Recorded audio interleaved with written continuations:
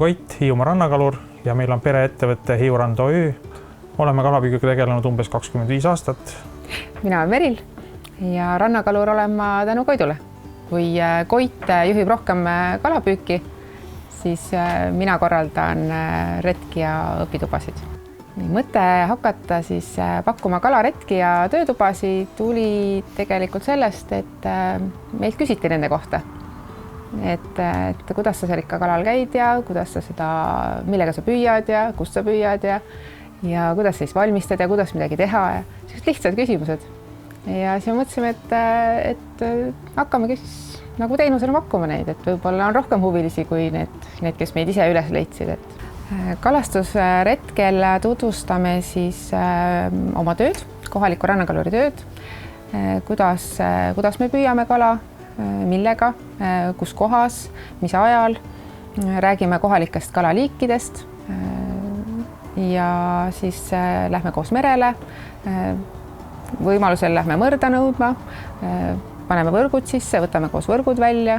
Retke teeme siis kevadest sügiseni, et siis kui hooaeg pihta hakkab, kuni jäätulekuna põhimõtteliselt saab seda teha.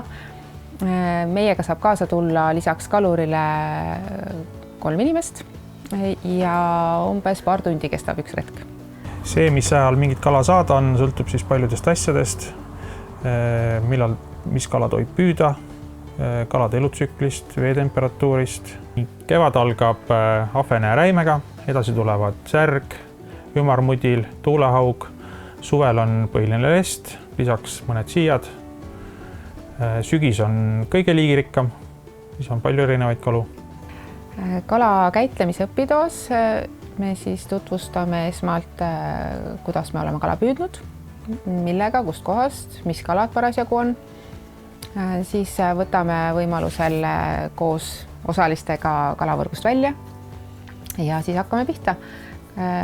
Puhastame kala ära ja siis vaatame, mis me edasi teeme, kas me fileerime või praeme niisama, teeme soolakala, et mis soov on ja mis kala parasjagu on. Ja õpitoo käigus siis teeme koos nendest kaladest maitsvad kalaraad.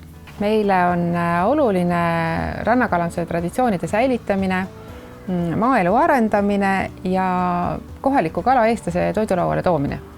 Hiiumaa roheline märk on ettevõtjale tunnus kvaliteedist, et toode või teenus on hiiumaine, loodud kohalike traditsioone ja loodust arvestades.